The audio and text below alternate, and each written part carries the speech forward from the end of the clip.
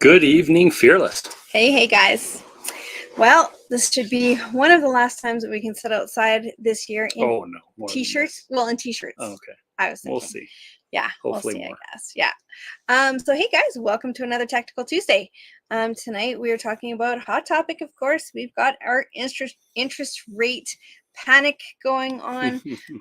Another time. We've seen it how many times? Up and down, up and down, up and down. It seems like it's always topic of concern, but certainly one of worry lately that we've actually seen affect us rather than just it be, is it coming? But this is actually affecting us now. Who here has seen a news article or has had somebody comment or a Facebook ad that has said something about the fact that interest rates are going up? Who here is watching to see what happens when those announcements are coming? Who here is maybe feeling a little uneasy about some of their investment properties and where the mortgages are at because of rising interest rates? Well, today, guys, our topic is designed to help take the fear out. Our topic today is designed, we're going to first talk about a few things that have happened in history, in our 20-year history of investing, what we have seen come and go. And we're also going to talk about a few tactical tips, like actual real life things you can put into place Right now. tomorrow Yeah. to actually put more money in your pocket and to increase your cash flow, even though interest rates are going up. Even with interest rates. So that little look at history will be really interesting. You're going to go back to our portfolio back in 2005. So pretty neat stuff.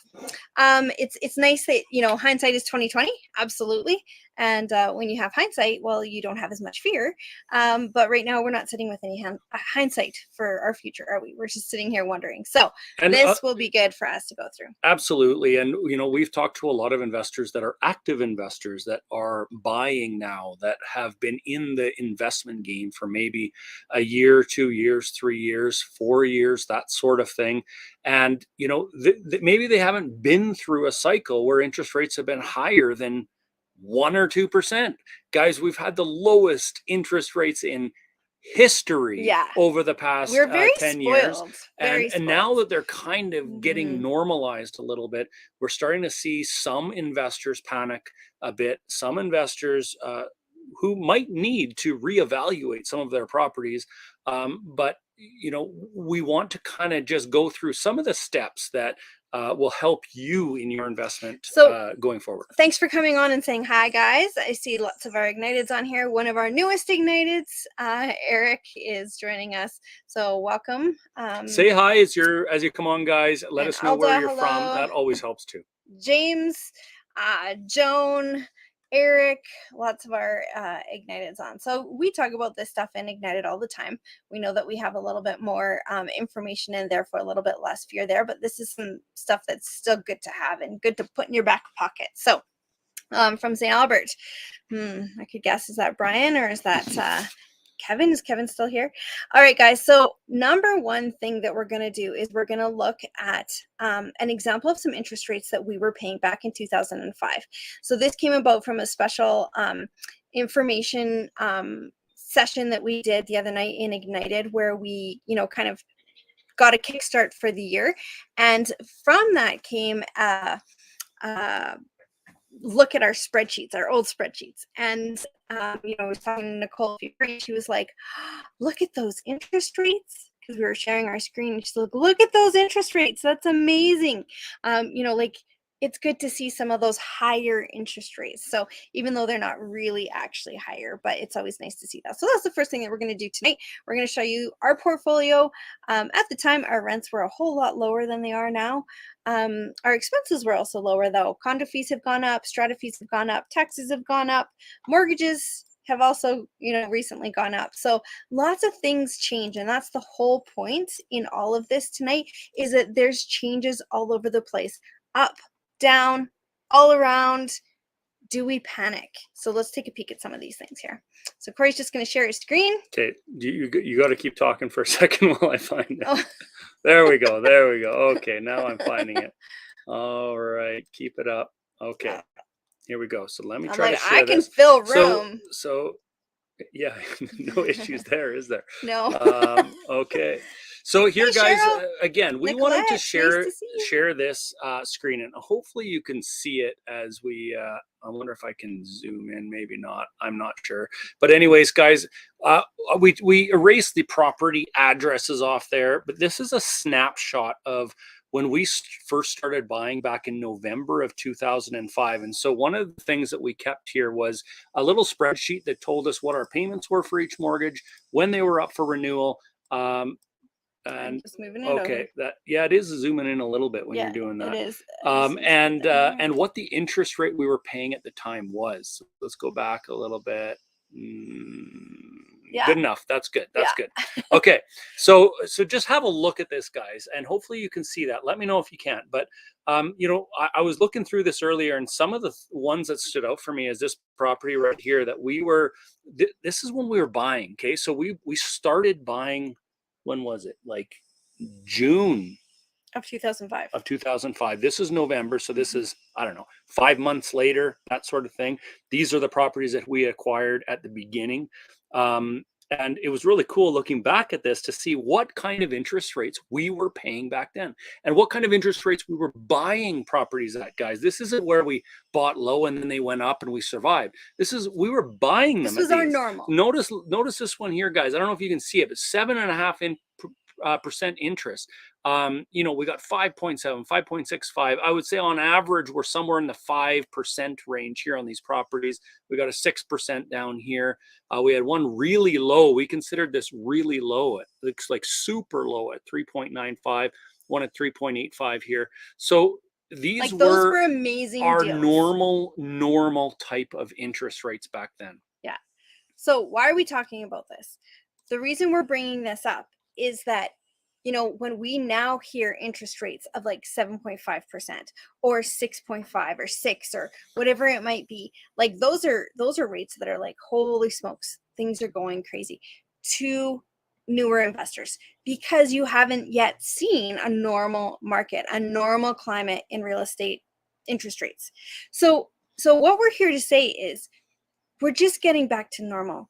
We are still in a free money stage. Like 5%, 6%, all of that's still cheap I remember, money. in fact, the first mortgage we ever signed off on sitting in a bank.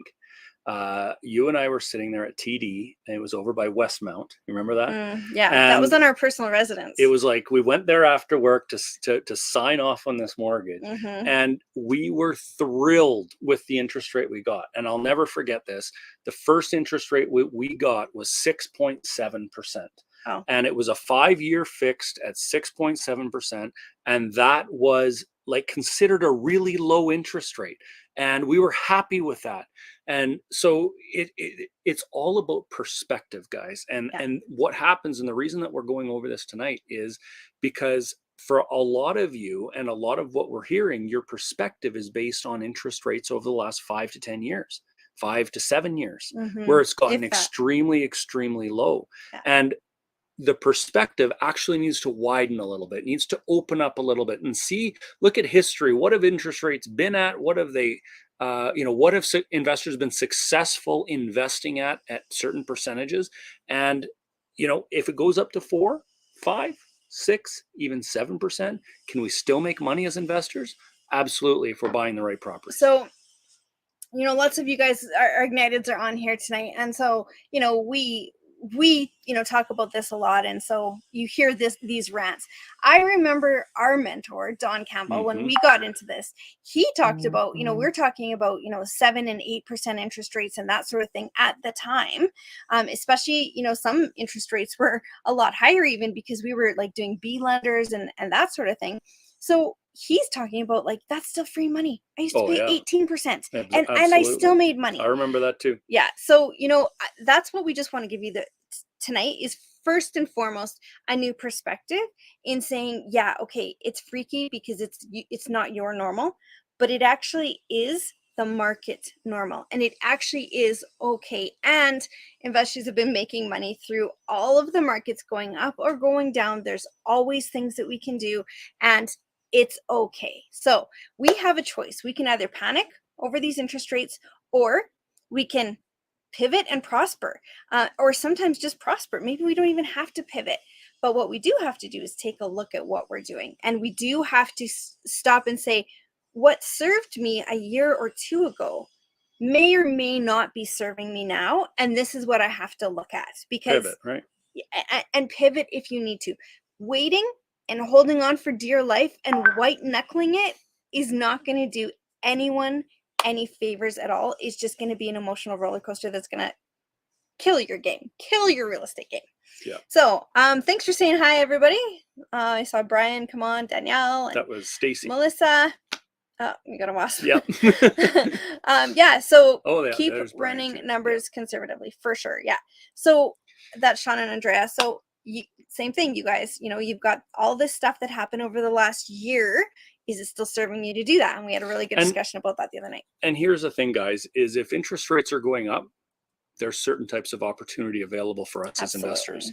If interest rates are going down, there's another different type of opportunity for us as investors. So regardless of what interest rates are doing, regardless of what markets are doing, regardless of what whatever else might affect foreign investors or whatever else might affect our real estate prices and our cash flow and our real estate investments, there's always an opportunity if we look for it. There's always an opportunity if we're doing the right thing and we're playing it smart. Okay, so we're not just saying at any point is it good to go out there and buy something. No, sometimes it's not a good idea to go out there and buy something. Sometimes it's a good idea to start selling something. There's always opportunity, though. You just got to figure out what it is based on what's happening. So let's talk about, and I want this to be a conversation, guys. I want you to actually really start thinking about this and coming up with an answer. Throw it in the chat. What are some things as we see interest rates rising? What are some things? We're going to talk about two different markets, okay? A homeowner market, and then we're going to talk about the rental market. So what are you seeing in the homeowner market right now? As interest rates start to go up, what happens in the market that you're noticing? We've seen this a few times. Some of you have seen this a few times. Some of you are seeing this the first time, but you do hear what's in the news. You do hear the coffee talk, you know, at work or whatever it might be, your family dinner talk. So what are you hearing and seeing happens in a homeowner's mindset and thus market when interest rates start going up like they are right now? Let's see. It's a buyer's market. Yes, all that for sure. We hear that. Good topic. Good. Awesome. Glad that you're on board. That's good. Come on, guys, throw it in the chat. And there is a bit of a delay, so we'll just give you a minute. People are stopping and waiting before purchasing. Yes. So there is, yeah. So that's Colin. Okay, so Colin, you know your stuff. People are stopping and waiting. People are thinking a little bit. So before purchasing. So let's keep that in mind, okay? Yes, we see that, and we've seen it across the country, in hot markets and in not so hot markets. People stop buying, Japita says. Yes, there's a big pause in Ontario and in other markets too. Chris says we're even seeing price reductions. Okay, so people are slowing down. Markets slow down. People are pausing. Markets are pausing. Prices then go down because sellers become a little more desperate and have to sell for less, right? So there's a reduction. All of these things. Good. What else do we see, guys? Offers now have conditions. Okay. Sorry. No, I need a pen. Oh, actually, I can use my phone. Yes. So absolutely. Now, as buyers, if we're in a particular market and we can now put conditions, we can have longer condition periods. We can now maybe have time to negotiate on price instead of paying whatever the seller is asking or above asking. The market becomes easier to buy in if there's a pause. There's not as many people out there buying. There's not as much frenzy in the market. These are all things that definitely can help. Okay, so let's talk more, guys. Let's get these juices running, okay? I want to really focus on this before we go into the positives of any of those things. I want to really focus on a cooling down. Okay, homes are selling at list price or lower. Good. People stop buying. Lower demand, lower affordability. There we go. Higher and lower supply in housing sales. You qualify for less house. Let's put some of these guys up there. Yeah, this is the stuff that we're seeing in the market, okay? It's not the last time and it's not the first time we're seeing these things. This is regular market cycles. So offers now have conditions. There's a pause. Oh, pause and run your numbers. Yeah. People are running their numbers too, us as investors, people as homeowners. Let's taking longer to sell. Yeah, new mortgages. Yeah, it's making payments less affordable because people are now moving up. James, assumable mortgages. These are things we haven't seen in our markets in a long time. We built a portfolio on assumable mortgages. That was like bread and butter for us, but we haven't been able to do that for 15, 20 years, So some of these things, room to negotiate. So what about the people that can't afford the higher interest rates? Well, this is another benefit to investors. Now, do we have to be careful because it's definitely not a benefit to everyone, but to investors, how can we use that? Yes, there are ways while still being good humans. So we're going to talk about that. Sellers have to hold, maybe they have to rent for a period.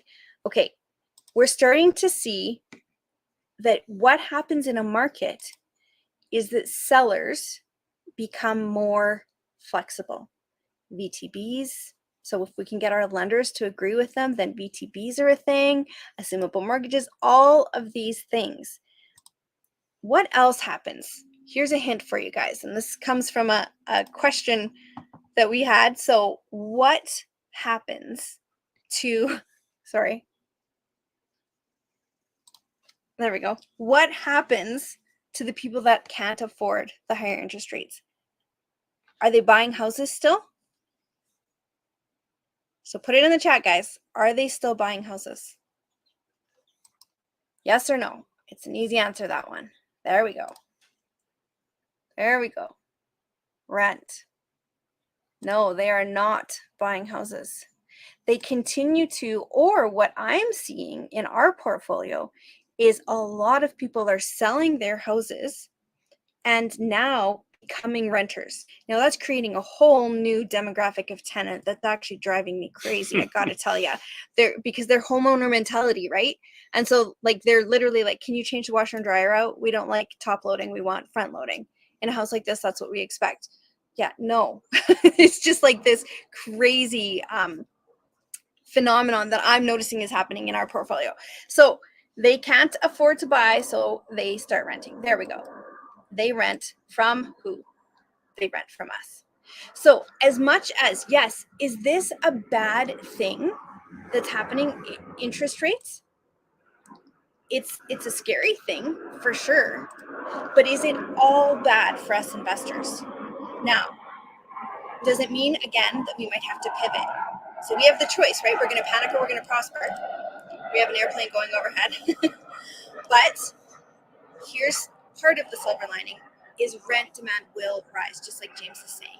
Now, what happens, guys, if rent demand rises? If there are more renters looking to rent, what happens to the rental market?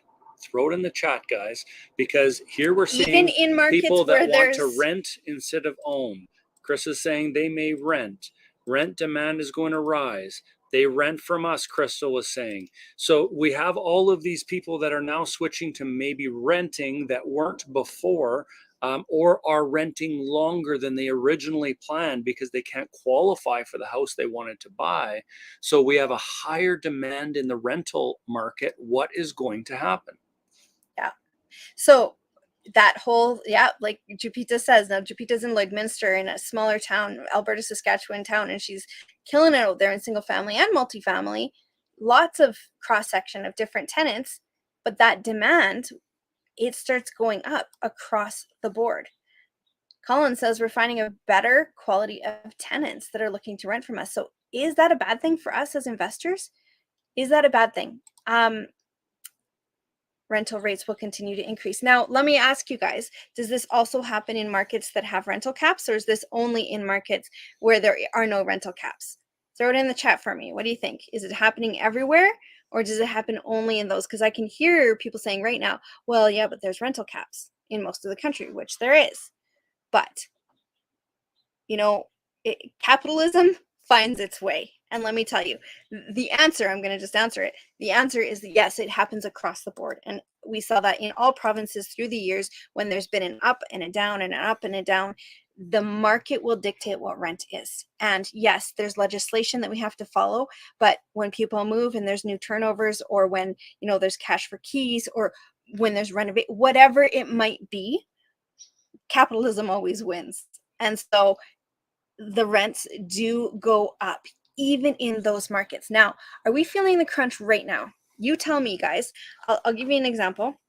We have one property for rent that we went from having it rented out at 1,800, okay, for the last 4 years, let's say, which is lower than it used to be. So 1,800. It is now renting for 2,200. So we were like, woohoo, back in June when we're like looking at the numbers and what are we going to put this on the market for? Woo, it's gone up. Awesome. Okay. Well, guess what? We got our 2,200. No worries. But what also went up? We're on a variable rate. So some mortgages, you're going to find you're just paying down your principal less than you have been over the last few years. And some mortgages you're going to find are actually going to change. Your payment is going to change. So in this case, the payment changed. Well, guess what? It went up $300 in the last year. So now rents went up. Woohoo! We were like, awesome. We're going to be cash flowing another $400 a month. Well, not quite so much. So, but do you see how there's an ebb and a flow? There's a give and a take. So what are we saying? You can panic or you can prosper. To prosper, maybe you just have to sit tight depending on your portfolio, or maybe you have to pivot. Maybe. But regardless, hear our rant. Our rant is that although it seems like the sky is falling, if you're smart about this, if you are paying attention and looking at the numbers about this, these kinds of things can actually be okay. But put it in the chat again. Are you feeling the crunch now? Have our rental rates risen quite yet? These interest rates don't usually fly like they are. They don't usually go up as fast as they have been this last little while. Right now, our market has not quite caught up. I don't know about you, but I have felt that crunch where my rents need to be a little higher now. And they've gone up, but they're not where they need to be now that the interest rates have gone up. So, if you have it empty, you can increase it. Yeah, the rent cap still sucks. Yes, it does. Absolutely. Doesn't make sense. It's one of the, things that does not make sense to me. But anyways, okay, guys. So here is our rant about that. You've heard it. You got it. Our point tonight is you have two choices. You can panic or you can prosper. Maybe you'll do both a little bit. But when one thing ebbs and flows, there's always a pull the other way. So you will start seeing a lot of these things that will come back in our favor. Right now it's crunch time. Right now it's tough, but that's not going to last forever. So now you have to look at your portfolio. Now we talked about what happens in the homeowners market. We talked about what happens in the renters market and in the homeowners' heads and in the renters' heads. Now what's happening in your head? Let's talk about what do we do as investors. So Ignited's throw in the chat. What did we do on Sunday night? What did we do going through? What did we look at?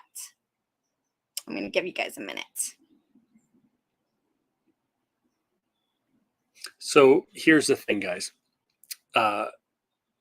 This is a time when we can start to have a look at the properties that we do have and look at, okay, our goals. I see that. That's in there. Brian, good one. We got to look at the goals that we set, and are the properties that we have in our portfolio currently getting us closer to our goals or maybe harming us from reaching our goals? Exactly. Colin, review our portfolio property by property. Absolutely. Some of these properties we might have fixed mortgages and they're locked in for another 3 or 4 or 5 years. And this interest rate increase is not affecting us whatsoever. Some of us might be on variable and we're starting to feel that little bit of the pinch, depending on which property we're talking about. So depending on what decisions we made before, will affect where that property is at now.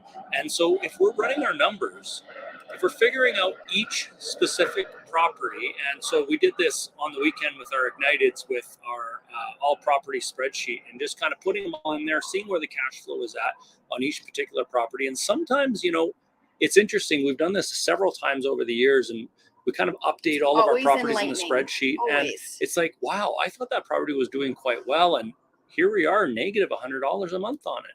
And some of the properties that we thought were dogs that, weren't doing very well, wow, we're making $400 or $500 a month off of that property. And but you know what happens to us as investors is our emotion gets involved. And so we think, hey, that's a great property because we never hear from them, or we get great tenants in there, or whatever it might be. It's easy, and it's always tenanted. We don't have vacancy. It's an easy property. It's a good one. But you look at the numbers on paper and you're like, we're not making any money off of that one. And not any money. I love this point, Colin, that we talked about. So, your mortgage pay down, that's a sure thing. That's the beauty of real estate, is that's a sure thing. The market may go up. Great, but it's not a sure thing. Cash flow, we may have more cash flow than when we bought, but that's not a sure thing either.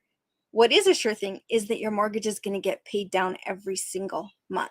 So look at your portfolio. Like, I loved this. Who was that? I think, yeah, that was Colin again. So that's what we did, guys. We looked at our portfolios, went property by property. Is this still serving me? Is this still working? It may have worked a year or two ago. To do a BRRRR might have worked in the market you were in, and maybe legislation changed and it doesn't work anymore. Change your strategy. So don't throw your hands up and say, I'm freaking out, I'm scared, and I can't do this. Yeah, it's freaky. Yeah, it's scary. But you can do this.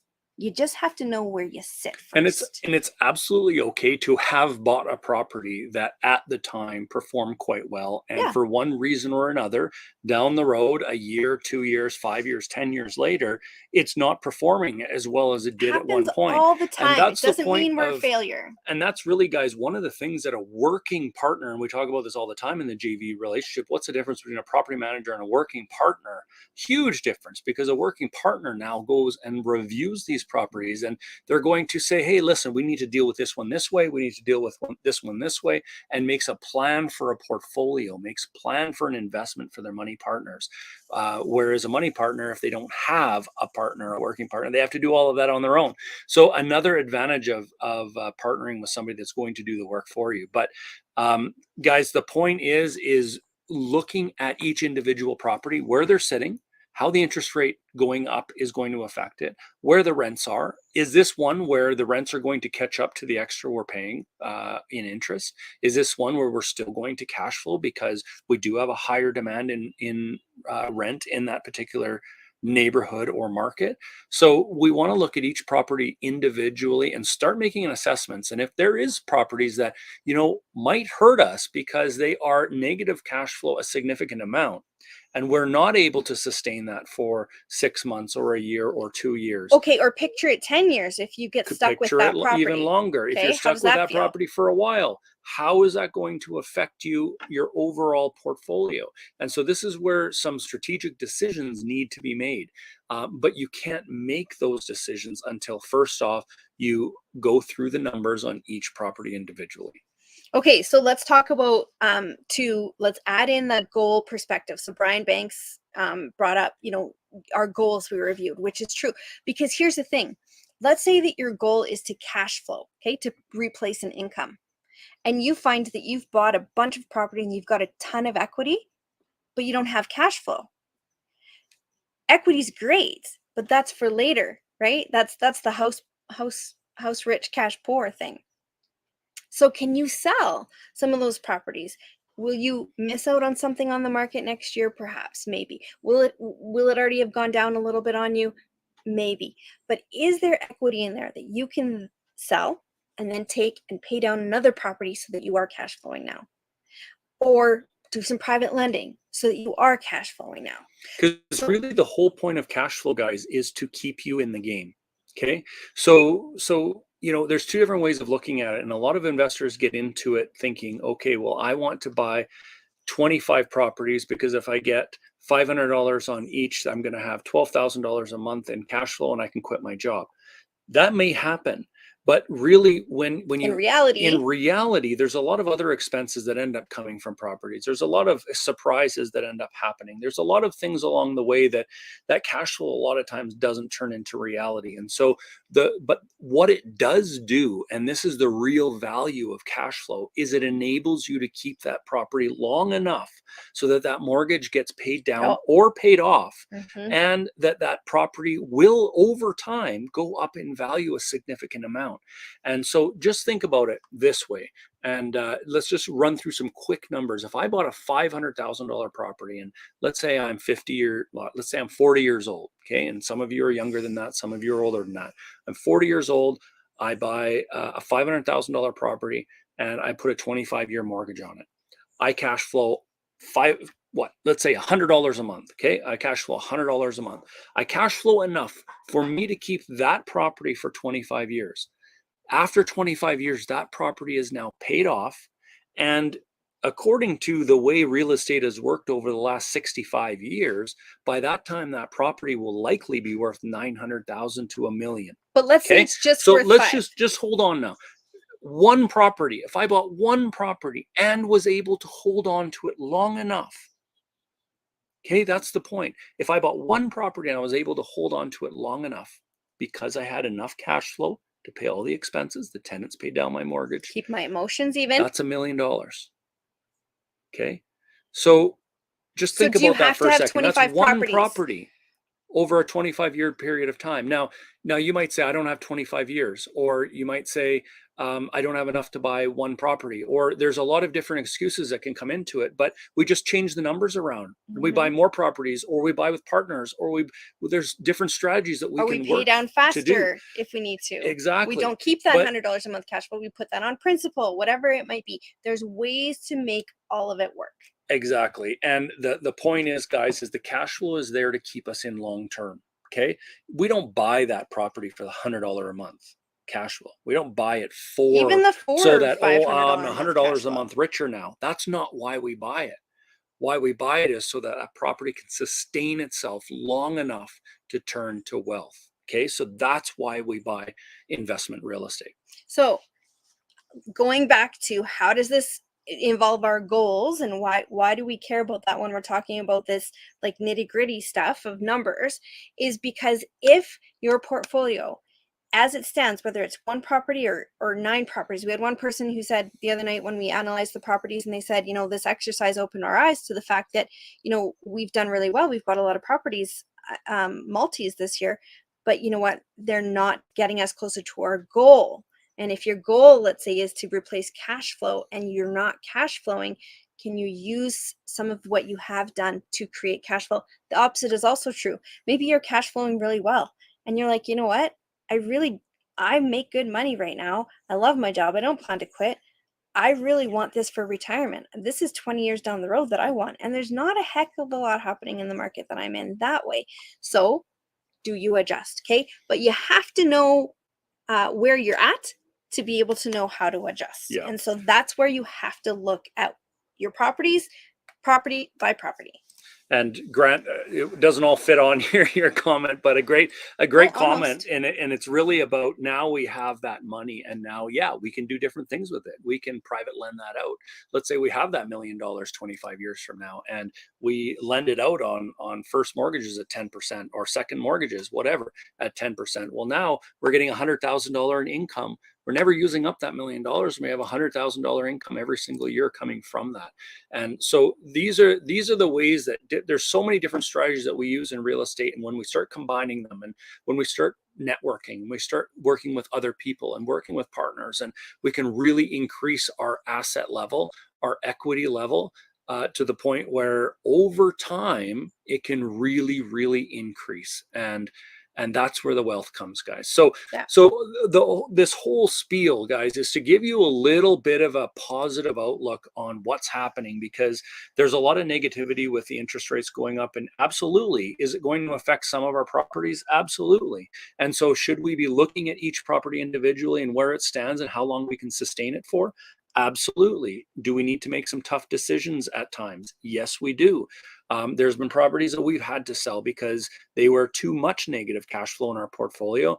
But once we do that, and we pull, next thing we know, we're able to pull a little bit of equity out there. Maybe we can buy something with that does give us a positive cash flow, so that we can sustain our portfolio for longer. So So make the changes you have to make. Essentially, absolutely. that's what it is. Make And the guys, changes. we're going to go through some tactical Yeah, examples now let's too, wrap it some up with- actual things that we can put into place over the last 20 minutes here or less, that can actually put money in our bank account this month. Okay, so we ready to move on to that? Mhm. Number one, guys, and this is a strategy that I've used several times over the years, and it gets forgotten about. And in fact, I've forgotten about it several And it's times. a pain in the butt to do it. It's a Truthfully. bit of a pain in the butt, depending on where your mortgages are at. And if you're not a paper pusher, you'll hate it. But the beauty, I remember one time I went in maybe about 10 years ago, and I sat down at Royal Bank, because we had, I don't know, 12 or 13 mortgages with Royal Bank, and I just went through every single one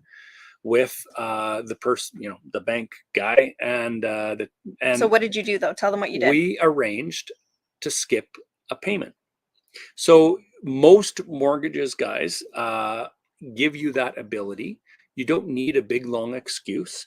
You just say, I want to skip a payment on this mortgage, and I want to increase my cash flow. I'm an investor. I want to increase my cash flow this month, and I'd like to skip a payment. It is your right to do it. It's not like you're asking for a favor. It is an option that comes So with most mortgages, especially the big five, allow that. Now, here's the thing: is when you skip a payment, you still pay the interest that month. So let's say your payment is $1,500, and $1,000 goes to principal and $500 goes to interest. Okay, so what happens is you still make that $500 interest payment that month, but the $1,000 normally that would be put down on your mortgage, down on your on the principal, principal. you're getting that in your pocket that month. Okay, so instead of it being paid to the bank and they hold that money is now being put into your pocket. You're not having to pay that out that particular month. Now, if you do that times 5 properties, 10 properties, 20 properties, however many you have within your portfolio, that can make a significant difference on your reserve fund. That can make a significant difference to have enough money there, so that if you are paying a higher interest rate and you're not quite cash flowing anymore, it can put a significant dent in increasing your cash flow on a yearly basis. That one example I just gave you would give you roughly about $90 a month extra every single broken month, out, right? if you break out that $1,000 over 12 months. So that is one thing that, for those of you that are in a bit of a tighter spot, I would call your bank tomorrow and say, hey, listen, I'm thinking I would like to do a skip a payment. And there are some banks out there that will allow you to do it 4 times a year. So that can significantly increase your cash flow. And one of the things that they make sure of is, one, you can't have missed a payment in the last 12 months. That's usually one of the stipulations. And as long as your mortgage is up to date, think about it this way: the bank, if you're slower on paying down the principal, do you think the bank likes that or dislikes that? I never thought of that, actually. Well, they love it, because really you're just going to be paying the mortgage for an extra month at the end. So you're paying more interest. So it's actually a good thing for the banks to skip a payment for you. So when you go in there, and if you're feeling a little reserved about this, the banks want you to do this, because in the end, yes, you do pay more interest. But if you're looking to put some cash in your pocket now, this is a strategy that can really work for you. So at the end of the day, just remember, you're trading money later for money now, because mortgage pay down is that sure thing in real estate that always gets paid down. So you won't have as much mortgage pay down every year. You won't have that mortgage paid off as fast. But if, again, Corey's example, if it helps you to last longer in the game because you've taken the stress off, or you've added to your reserve fund, which takes the stress off, whatever it might be, is that worth it for you to be able to last longer? We have another airplane going over us. We must be on the flight path right now. Yep. So let's talk about another thing that we've done before when we've had negative cash flowing properties, without having to put a lot of money in. Because when you're negative cash flow, the last thing you want to do is put money in. Now, again, if you can sell it, or if you can grab equity out of it, if you refinance it and take equity out, though, your payment will go up. if you're already like negative cash flow, that might not help you to pull money out of a property that's already not in a good place cash flow wise, right? So what can you do though? One example is, and we've done some trainings on this before, is we've gone and we've turned them into furnished units. Now that can be corporate, although since COVID, that's definitely been tougher. That can be Airbnb. Going to give you a couple cautions there. So right now, certainly, can you make more money on an Airbnb going into a short-term rental situation, even in a non-vacationy spot? In my opinion, yes. From what we've done and seen, we took the one property. It was 700, right? We were getting $1,100 a month on a long-term rental in a one-bedroom plus den apartment style condo. $1,100 a month, but we were also having at that time difficulty finding somebody for $1,100 a month. Oh, yeah. And so it was, and we were kind of in middle of the winter, that sort of thing, I think too. And anyways, this was what, 12 years ago or so, or something like that. And we decided to take some of the furniture from our house, take some of the older utensils and kitchen supplies, and Not we went ugly, to though. IKEA. Be careful Not about ugly, that. It can't older. be ugly. And then we went to IKEA, and I think all in all, we spent about $4,000 to furnish this apartment. And the numbers went from $1,100 a month. We were getting on average around $2,000 a month. So it was a significant increase by changing the strategy on that property. And so that's kind of the point here, guys, is some of your properties, if you are feeling the crunch, and this all comes back down to interest rates, because that's the topic nowadays. If you're feeling the crunch, can you change the strategy on that property? Can you maybe change the strategy on one of the units in that property? What can you do to increase your income on that property? One of the things that worked for us was changing one of them from a long-term rental to a short-term rental, and we were renting it to executives, and then it ended up eventually turning into an Airbnb. But the point is strategy change. But let me give you just a quick caution. There's a couple things with Airbnb. Legislation varies from different area, even to different buildings. So sometimes they won't allow you to do Airbnbs, that sort of thing. They'll have a minimum, night stay that people have to be renting for. So watch for that. Secondly, the demand for Airbnbs has gone up by 100%, they say, but also the supply has gone up by 1,300%. So, don't think that you can just, look back at, well, a friend of mine did this 5 years ago and they, like we did or whatever, 12 years ago. And it, cash flowed. There's definitely going to become a crunch, although it's also becoming more popular. But right now, again, that supply and demand is a little bit off kilter right now. So don't count on the sky's limit. Just kind of count on you. Be conservative in your numbers. And not every property would make a good Airbnb, that sort of thing. So that's why we need to look at each property individually. All right, 2 more quick points, and then we're going to let you guys go. So, advertising. We've talked about this before too.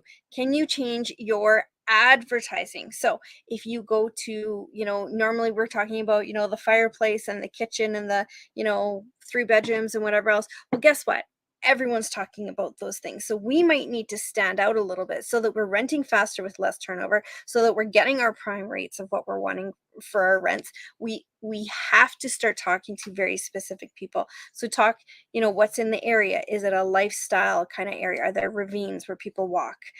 Is there a dog park where people want to be close to? Is there, walkability things like coffee shops or, groceries close by, whatever it might be. So, look at is your demographic that you're talking to, and then change your advertising to match who they are. Okay. It's not so much about a property, 2-bedroom, 2-bath place, as long as it's decent for a lot of people, it's not a whole lot of difference. What the difference is the lifestyle and how they picture themselves living there. So your advertising can be geared all toward the lifestyle sell, not the property sell. And last point.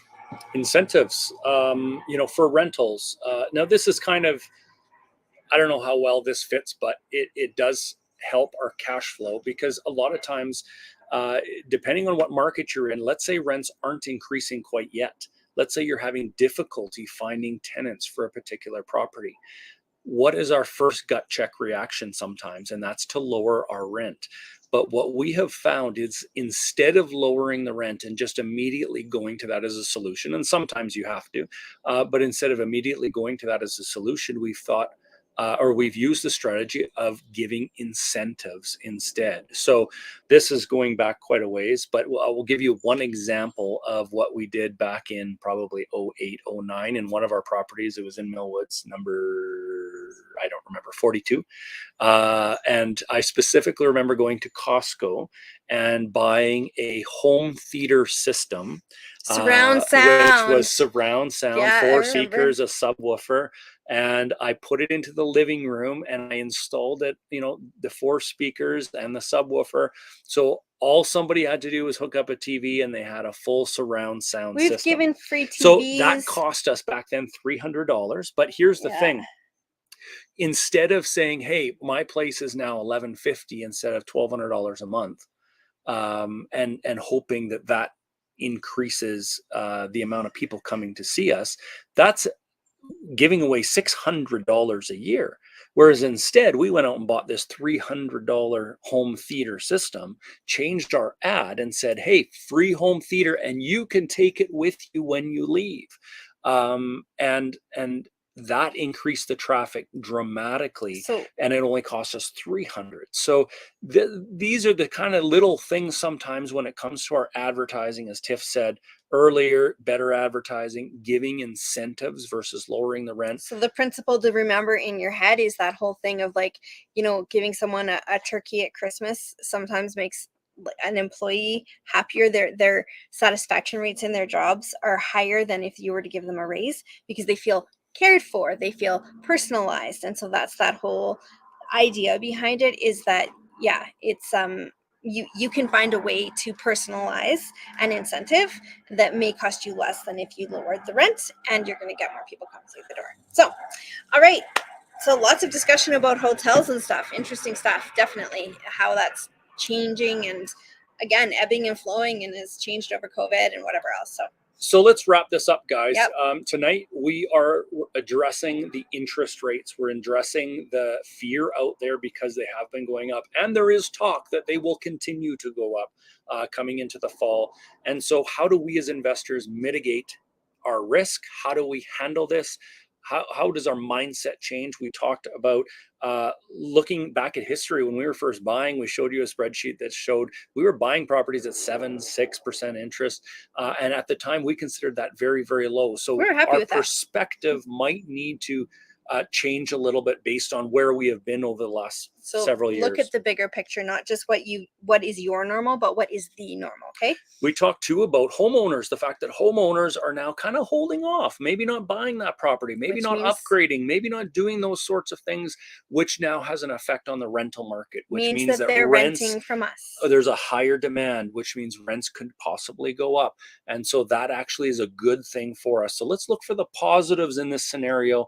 And that ties in really well with our third point about looking through our whole portfolio. Let's make sure that we look at all of our properties individually. And if we do have some that are holding us back, that may cause our whole portfolio to go sideways, we should be addressing that right now. Then we looked at some tactical examples of doing a skip a payment option with our mortgage companies. Guys, go out there and do that tomorrow. And we looked at also changing the strategy potentially. Maybe one of our properties can become a short-term rental. We can increase our cash flow by doing that. And then our last point was about incentives and advertising. So maybe look at the way we're advertising. Can we increase our cash flow or raise our rent by advertising a little bit smarter, a little bit better? So all of those points combined, guys, is hopefully there to reduce your fear, to give you a different perspective that, you know, because where we're at right now is not the end of the world. I like how Randy put it. The sky is leaking, not falling. I like it. Perfect. Because it's not perfect, is it? It's not the perfect scenario right now, and it is stressful, and there are changes, but it doesn't have to kill us. So, yeah. Randy, glad that we can be of service, because, man, sometimes it's that head game that keeps us going crazy. So, and yeah, thanks, guys. We'll see you next week for another Tactical Tuesday. And we will see all of our Igniteds over in our laser session in about 9 minutes or so. And so great evening. Thanks, guys, for joining us. Cheers, everyone.